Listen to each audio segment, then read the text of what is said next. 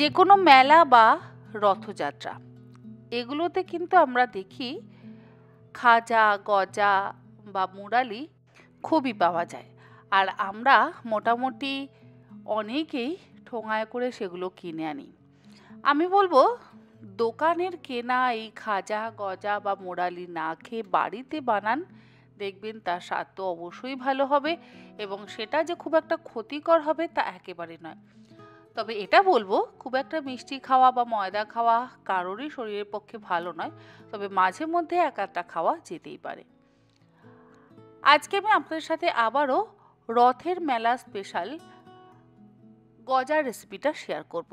তার জন্য 2 কাপ পরিমাণে ময়দা ছাঁকনির মধ্যে নিয়ে ভালো করে চেলে নিলাম। এর মধ্যে দিয়ে দিচ্ছি অল্প পরিমাণে একটু কালো জিরে আর হাফ চা চামচ পরিমাণে লবণ, আর অবশ্যই দেব ময়ান। তার জন্য এখানে আমি ঘিয়ের ব্যবহার করব। 4 টেবিল চামচ পরিমাণে ঘি আমি ময়দার মধ্যে দিয়ে দিলাম। আর ময়দা সবসময় চেলে ব্যবহার করবেন, কারণ অনেক সময় দেখা যায় ময়দার মধ্যে হয়তো একটা বা দুটো পোকাও থেকে যেতে পারে, আবার কোনো বড় টুকরোও থেকে যেতে পারে। আবার যদি বড় টুকরো থেকে যায় তাহলে ওই গজাগুলো বেলবার সময় ফুটো হয়ে যেতে পারে। তো সেগুলো যাতে না হয় সেই জন্য আপনারা অবশ্যই ময়দা চেলে ব্যবহার করবেন। দেখুন আমি ঘিটা দিয়ে খুব ভালো করে হাত দিয়ে মিশিয়ে নিয়েছি। ময়ান একদম পারফেক্টভাবে তৈরি হয়ে গেছে। এরপরে অল্প অল্প পরিমাণে নর্মাল টেম্পারেচারে থাকা জল দিয়ে শক্ত একটা ডো তৈরি করে নেব। নরম ডো কিন্তু কখনোই তৈরি করবেন না। নরম ডো যদি তৈরি করা হয় তাহলে গজা, খাজা কোনো কিছুই কিন্তু মুচমুচে হবে না।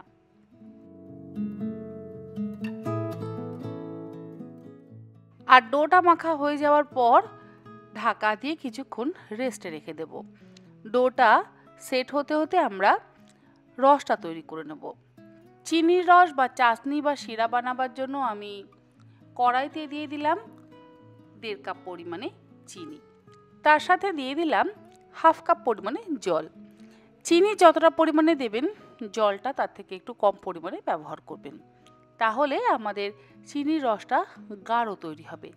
আর এই গজা, খাজা বা মুরালি বানাবার জন্য কিন্তু চিনির রসটা আমাদের বেশ গাঢ় করে তৈরি করতে হবে। পাতলা রস হলে আমাদের খাজা, গজা বা মুরালি যেটাই আমরা বানাই না কেন সেটা কিন্তু নরম হয়ে যাবে। কারণ খাজা বা গজাগুলো আমরা রসের মধ্যে দেওয়ার পর সেগুলোকে দিয়ে কিন্তু আর ফোটাতে পারবো না, তাই একটু গাঢ় রস আমাদের তৈরি করে নিতে হবে। আর এক্সট্রা রস আমার কাছে যেহেতু একটু ছিল সেই জন্য সেই রসটাও আমি মিশিয়ে একবার ফুটিয়ে নিলাম। দেখুন আমরা একদম গাঢ় রস তৈরি করে নিয়েছি।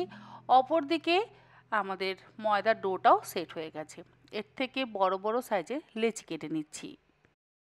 লেচি কাটা হয়ে যাওয়ার পর হাতে অল্প একটু গুঁড়ো ময়দা নিয়ে একটা বড় সাইজের লেচি খুব ভালো করে বেলে নেব।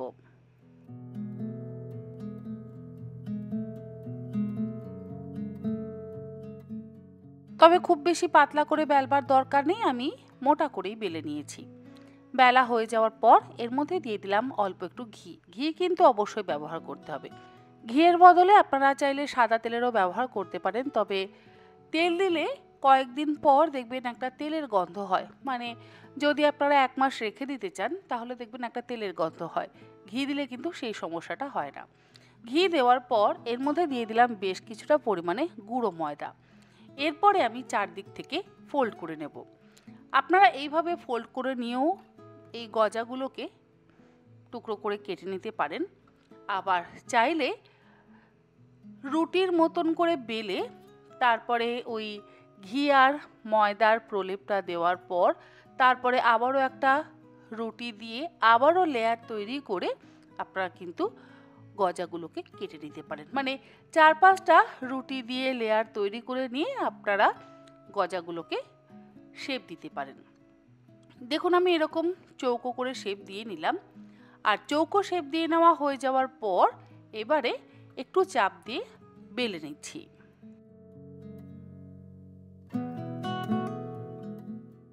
চৌকো করে বেলা হয়ে গেলে এবারে আমি চৌকো চৌকো টুকরো করে কেটে নিচ্ছি।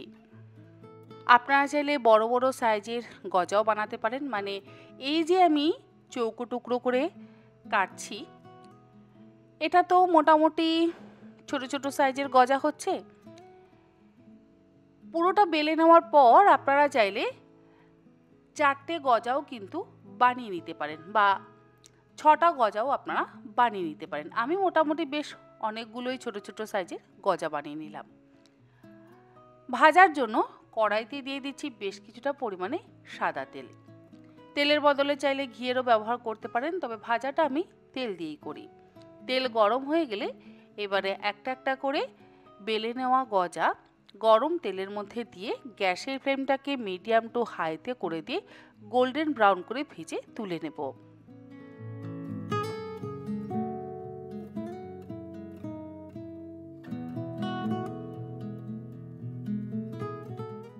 দেখুন আমি গজাগুলোকে বেশ গোল্ডেন ব্রাউন করে ভেজে তুলে নিলাম। এবারে একটা বাটির মধ্যে রেখে দিচ্ছি। আর গরম গজা কিন্তু কখনোই ডিরেক্ট রসের মধ্যে দেবেন না। রসও খুব বেশি গরম থাকবে না, অল্প গরম থাকবে।